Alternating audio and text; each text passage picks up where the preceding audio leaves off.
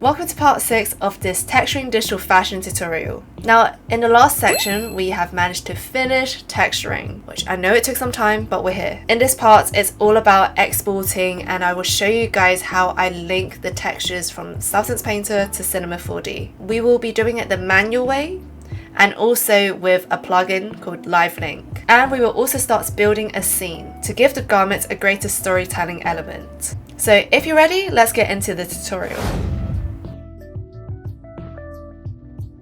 We are now ready to export from Substance Painter. Finally! Took some time, but texturing takes time. Actually, it's probably just me being a perfectionist, but you know what? The way that I like my style to be, this is pretty much it. I like it to look like this, so here's a good 360 of the actual outfit here. Now, if we're going to export it, all you have to do is go to File, Export Textures. It will give you all of the, I suppose, the layers that we've just played about here. And then you can choose where to save it in the output directory here. I usually work in Redshift, so you can change this from PBR to Redshift if you want to. Or if you don't work in Redshift, just keep it as PBR. But since I work in Redshift, that's what I'm gonna do. Redshift, I'm going to change it to PNG to 16 bits instead of 8 bits, and I'm going to choose a folder for it to be saved in. Okay, so I've selected my folder, and now let's just double check.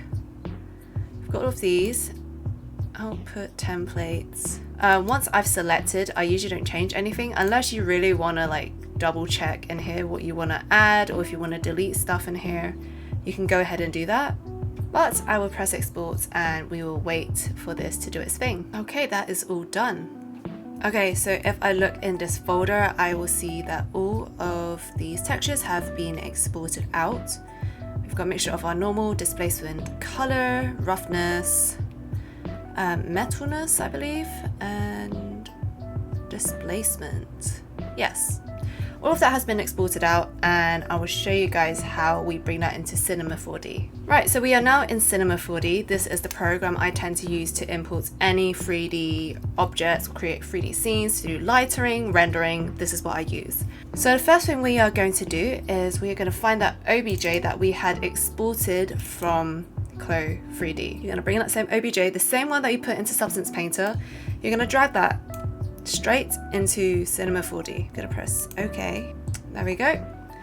Here it is. Now you can see all the textures have been imported. I'm gonna just add a cube in here just to see what the scale is like. So we can see with the cube that this outfit is way too big. So I am just going to scale it down by going to coordinates 0.01, 0.01, 0.01. And we are gonna scroll in. Get rid of this cube. Oh, maybe too small. Too small, maybe just 0.1. 0.1. Okay, that's more like it. I was thinking, couldn't even see it. We can see it now. Okay, here we go. Here it is. So we can see all the materials here on the side. So what we are firstly going to do, we're going to convert these into Redshift textures, because right now, if I double click on them, they are the normal native Cinema 4D textures.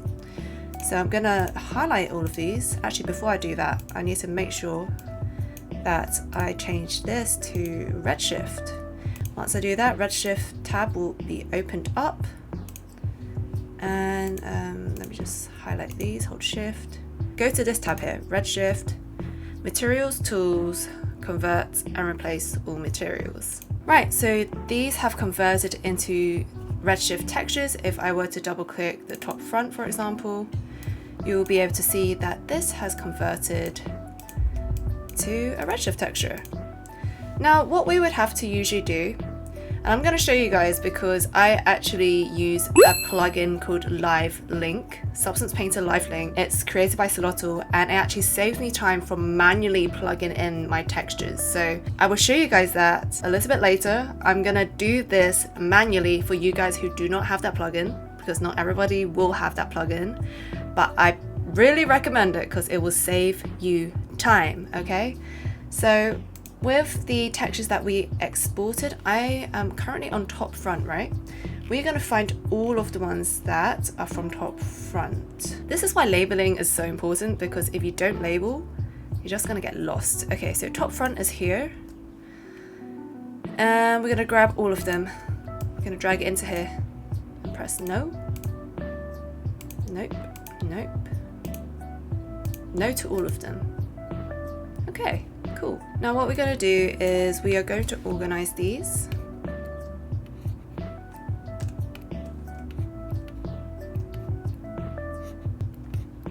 I'm just going to grab these out. To be honest, we didn't need emission. Nothing is shining, like glowing, so we don't actually need emission here. We can get rid of that. Okay, so color, first of all, color, we'll go to diffuse color. And you should be able to see that update straight away here. And normal, we need a bump map here. A bump map. Oh, it has frozen for a sec. We need a bump map for the normal. Input, and drag it to here. Overall, bump input. Now, if you guys get the latest version of Redshift, where it's like using the node graph, it looks a little bit different to this, but the way that we plug things in is exactly the same. Okay, so don't worry if you got a newer version, or if you haven't got the shader graph, you've got the Redshift node graph instead. Metallic, now we got roughness. Roughness can be just plugged into reflection, roughness there. And metalness can be plugged into here. Reflection metalness. And now we've got displacement, so we need to get a displacement map here. This one at the top, drag it in.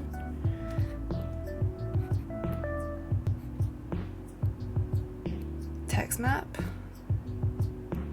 displacement. Cool, this should be it. Redshift material. Now if we've got metalness, go to reflection here and go to Fresnel type. I always change mine to metalness so that it works with the metalness here. Okay, so this is one of the textures.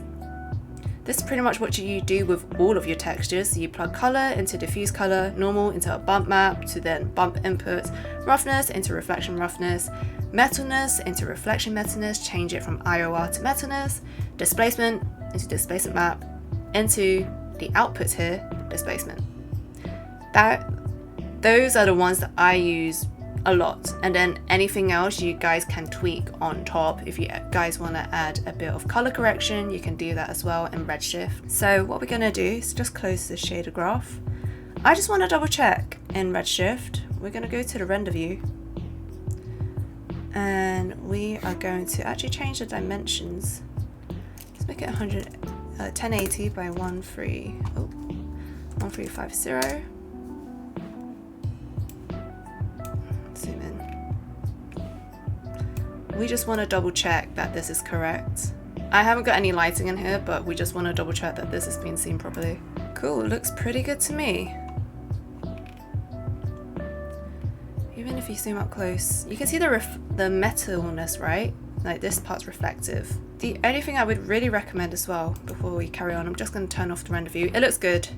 So as long as the textures are all going to be synced up. So this is only one of the textures out of, well, how many have we got here? Like 12? 24? It looks like 24 of them. Okay, so what I would do, just because in that renderer I didn't see any of the height map, the displacement wasn't really being used, and that's because you need to go to tags. Is it render tags? RS objects, geometry, tick override, tick displacement, and that is going to give your displacement, or it's going to read your height maps basically. So the displacement's going to be displaced. But that is pretty much what I would do. I mean, I would literally sit through all of these, double click on these and link them up manually. Now I've got 24 textures here. It might take me an hour, maybe. I showed you guys one so that you guys can get the idea.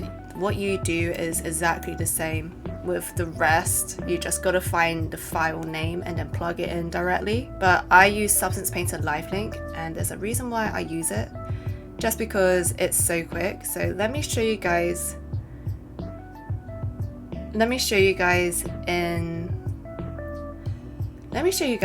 with a new file. Okay, let me go to a new project. Add this in. We got centimeters. Press OK. Sure. Okay, here we go again. Here's the cube. Okay, we will get this outfit and we will make it 0.1, 0.1, 0.1. So I'm just gonna delete that. Here is our outfits here. So I'm gonna go back to Substance Painter and I'm gonna show you how quick it is with Lifelink. Okay, so this is the file that we were working with. Now, if you guys have downloaded Solotl Substance Painter Lifelink, you should have something like this pop-up window right here. Now, what I've done is change my render to Redshift. They have other 3D programs or 3D renderers here. I have, I suppose, I'll change it to 16. The texture size 2048 by 2048.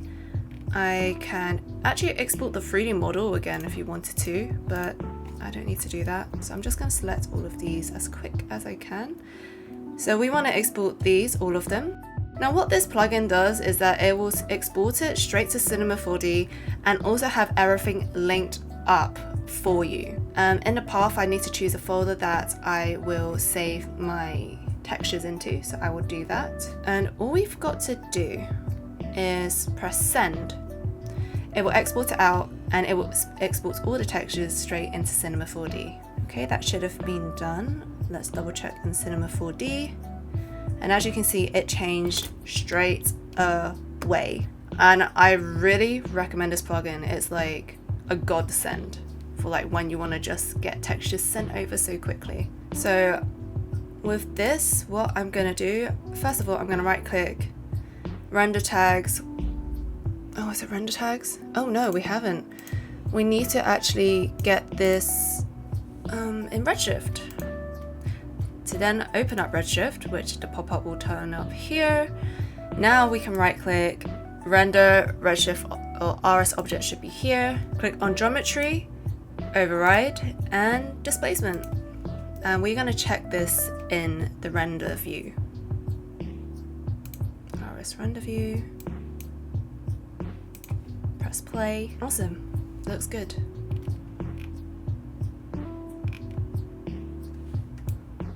Of course, this will look a lot better with lighting, but at least you can see all the textures are actually connected. And I didn't have to manually connect them at all. So that is done. Just to show you guys, if I double click front top, you will see here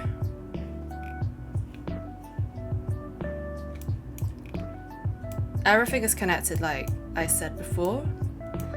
So all this plugin does is literally connects them.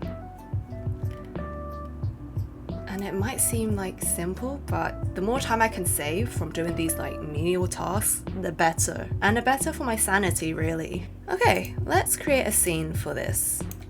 Because why not? Let's create a scene for this outfit. Now, first thing I'm gonna do is we're gonna change the ratio. I am going to change this to 1080 by 1920. Do it like that. And I will also go to camera. We gotta plonk a camera in here first. Turn it on. And I am going to change this to, let's see.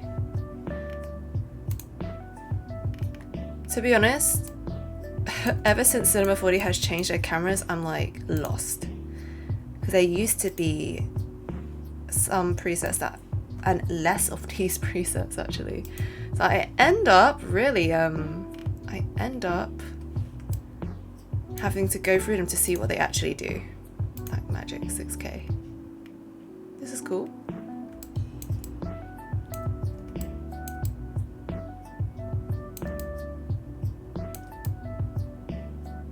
Okay, we can do that. This is good. We'll stick with this then. I suppose we could add perhaps some water. I love using fake water. Let me see if I can find it.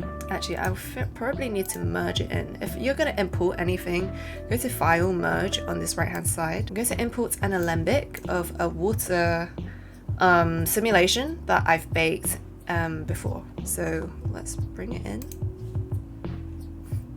Okay, it's pretty big. And let me just scrub through.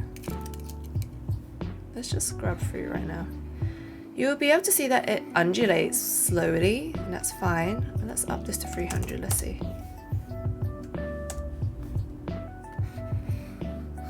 So you guys can see that, right? So what I'm gonna do is actually scale this down, maybe 0.5. Let's try that. And also I'm gonna put a lock on this camera, just so that we can stop it from moving. Okay, so my camera is locked. I'm gonna name this fire outfit. It's the fire element outfit. This ocean is still pretty big. What if I made it 0.1, 0.1, 0.1? Just curious. Because the size of the water, it really depends if you want it to look like an ocean, you want it to look like a pond, a lake, like the ripples really affects the way that it looks. This is what we'll do. I'm gonna add another panel to see the camera view and this, which we will also change this to perspective, and also go to display, turn it to garage shading so we can see what's happening. Awesome. So the camera's here. We've got this. I want to play with the camera now. Let's duplicate this.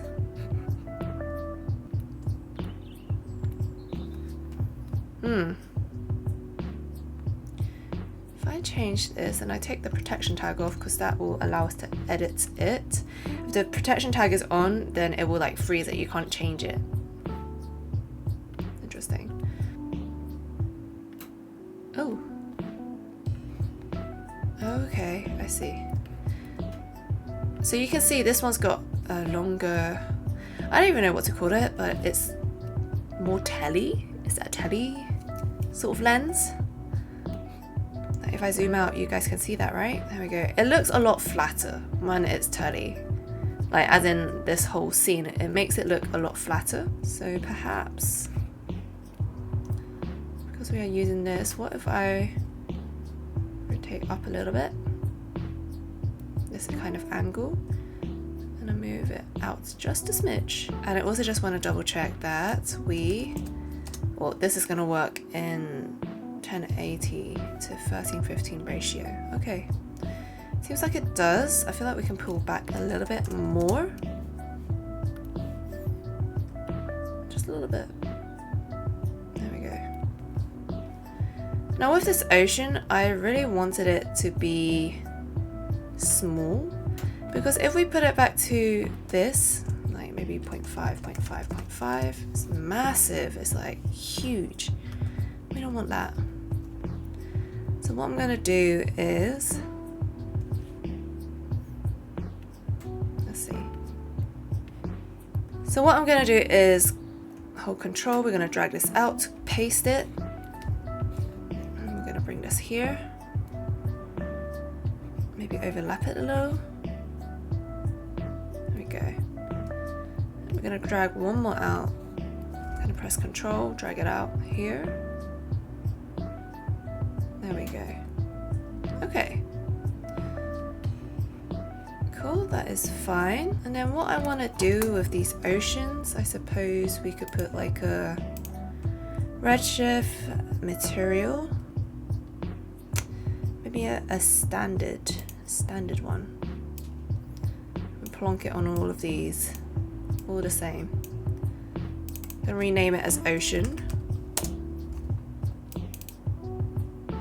Okay, here is the more updated node editor for Redshift, and let me just take that off. I actually wonder, what if I add I'm curious, if I add a material, what's the difference with an RS material?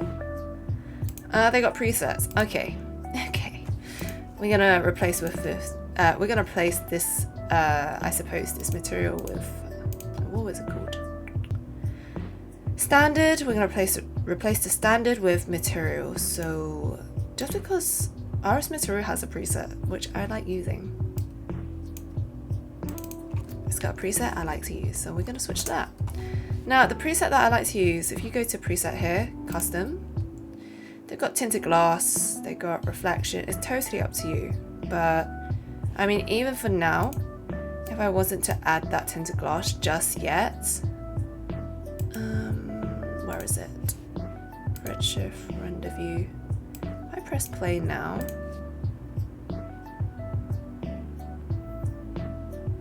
oh, wrong camera. Nice. So it's not on the right view, it's actually on the perspective view. I mean, great, but that's not what I want. So we'll go to camera 1. There we go. You guys see that? Okay, what I'm gonna do is actually, we're gonna dock this here. Just here, there we go. Cool. So we've got the renderer, we've got the camera view, and we've got the perspective view here. And I feel like this is how I usually like to work, just because I don't have Redshift on all the time. I wish I could, but right now I am at the point where I work here, turn it on, double check, and then I have to turn it off and work in these views here. Just because I don't feel my PC can handle it. So if Nvidia, if you're watching, would really love a sponsorship for a new GPU. I'm just saying. But for now, we will work like this. Okay, so we have this, and I just want to add in some basic lights. Maybe we'll start off with a dome light. Redshift, lights, dome light here. And I'm going to input an HDRI that I like to use. Okay, so you guys can actually see it there. So I am going to turn this on. Ooh, this is looking juicy. So right now we can see the background of the dome light, and I am going to turn off the background. We don't need to see that. We don't need the background. We don't need you. I'm not sure about the water yet. Hold that thought with me. We'll see how it goes. Okay, take it as it comes. I don't have a plan with this, so I don't have a plan. We'll do it justice, okay? Okay, dome light is looking juicy. I'm liking this. Oh, it's one of my favorites. If we rotate it, actually let's take a snap to the picture viewer. If we rotate it now, just curious to see what it will look like. Light's coming from behind. Now it's coming from the side. Ooh. Now it's from the front. That's way too exposed. Pretty close to what we had before. So I'm gonna Control Z that. Maybe it's a case of like we add some area lights in to fill in what is missing in there. No, because this is pretty good. I'm gonna rotate it a little bit this way.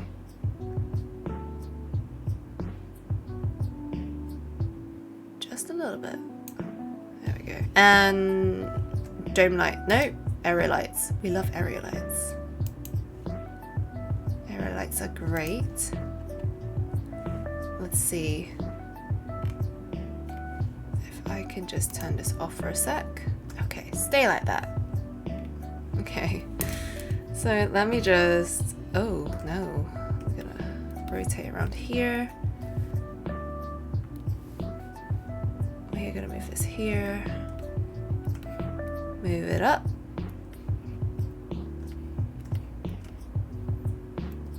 Move it to the side. We are going to rotate it this way. Also rotate it down, I suppose.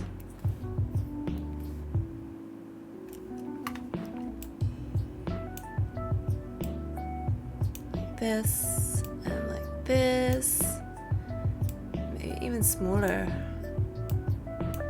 Something like that. Coming from above, and maybe something like this.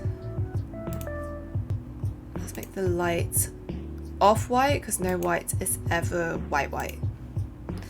At least that is what I've learned. Well, this one we'll also do the same. Like off-white.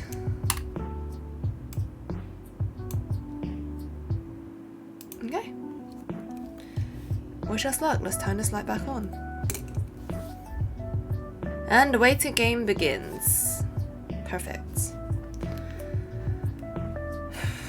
Oh, just in time. Ooh, this is looking good. Okay. I feel like we can reduce the intensity. You know, we can also look at these details here, but I think maybe we can reduce the intensity to 0.5. Like, I want it lighted up, but I don't want it so strong, like lit up so strong. I do feel like the lighting is very straight on right now, which is making it look a bit flat. Let me just rethink my life choices here. Rethink my life choices. If we were to look at my picture viewer, for example, you see it is completely washed out by this area light. You see here, in a section here, you can see like there's like some nice shadows from the folds. I only wanted a bit of light, so let me just scroll back. We will rewind, and I'm gonna just turn this area light off for now, and I should turn this off as well. Okay, and then if we right now, ooh, yeah, see, that's looking nice. I'm gonna pause this. I'm gonna add an area light, but this time, actually we can just duplicate this. So I'm gonna press Control, if it lets me. Here we go. I'm gonna call this the rim light. Rim, oh my gosh, come on. You can do this stuff, rim. There we go, rim light. Put this back on.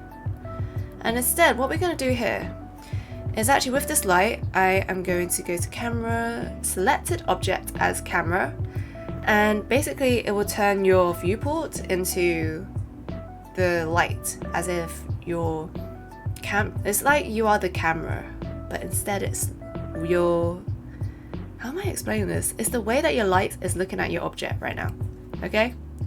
I'll show you guys what I mean by that. So you can see I'm moving it, and with this it's really helpful because I can see where I'm shining it. You can really art direct this, which I love, love, love, love. There we go. Yes. Oh yeah. Oh, too much. Okay, we just got a bit of here. Okay. And then, so we got some rim light on this side. I'm gonna make that.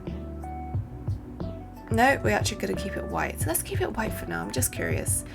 We go to use camera, go to default camera actually. We'll go back to this camera here. Ooh. And I just realized I don't have a protection tag on that, so I'm going to pop it here. I'm going to call this the main camera. Main camera. Let me just double check with this.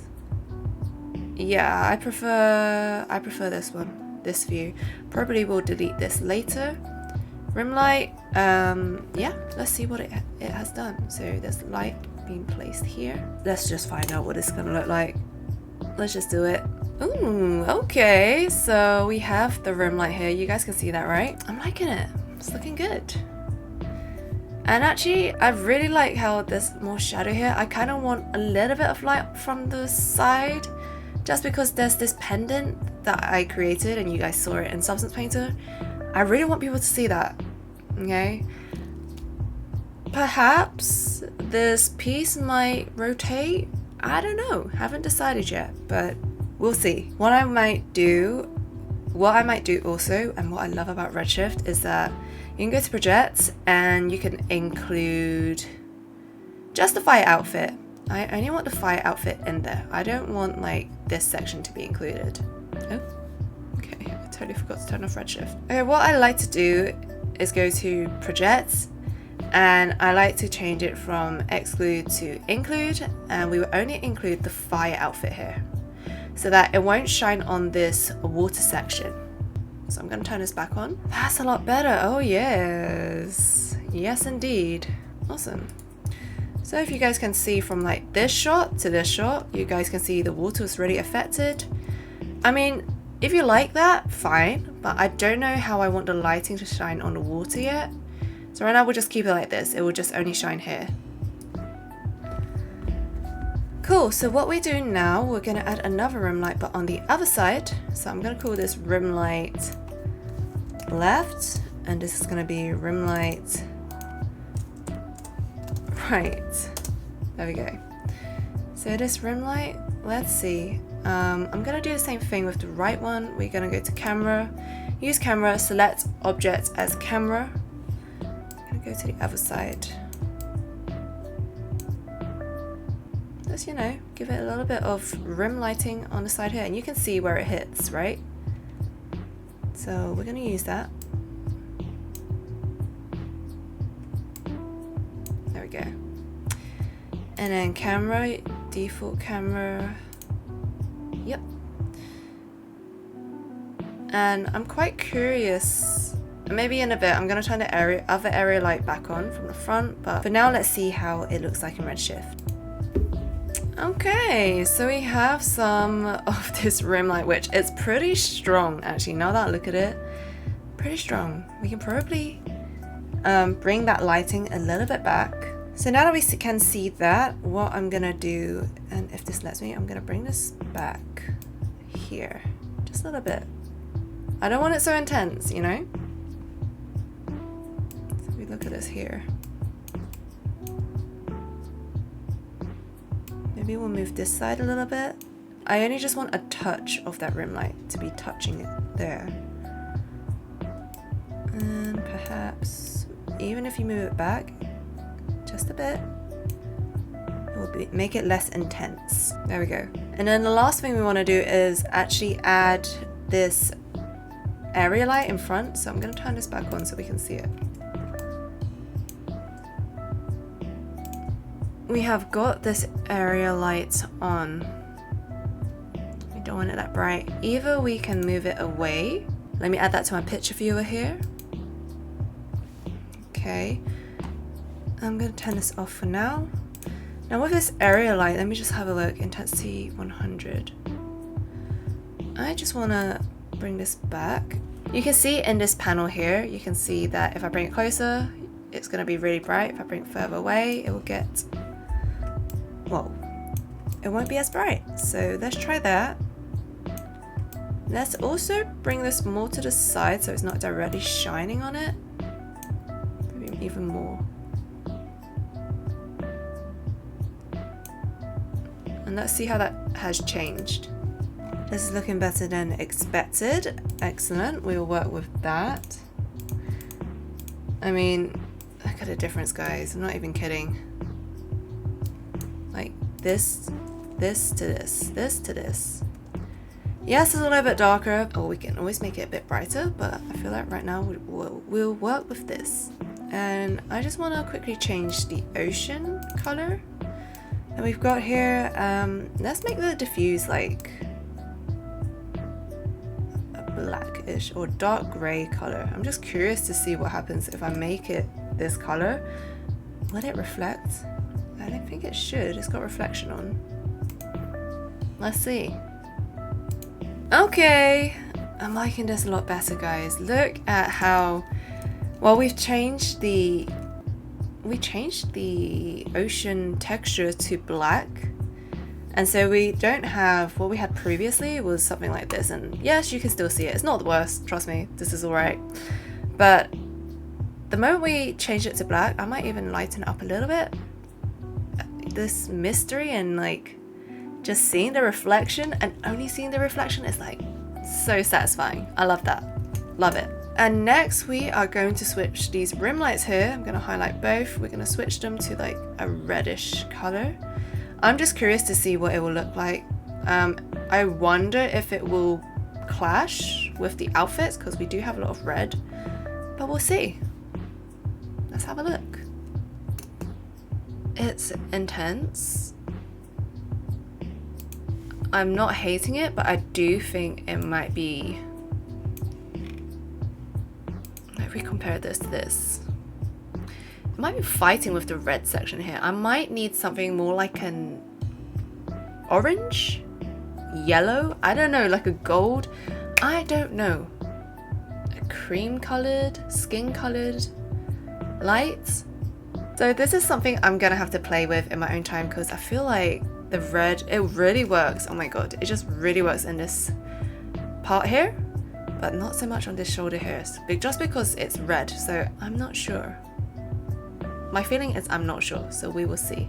So in the end, I decided to choose an orange lighting, and it actually suited the piece way better. That is it for part 6 of this tutorial. We added some lighting, and I'm very excited to see how the scene will come together in the next part. In the next part, we will be adding more to the environment, more lighting, plants, and also some rocks as well. So hold on tight because we only got one more section to go. And I will see you guys in the final section of this tutorial.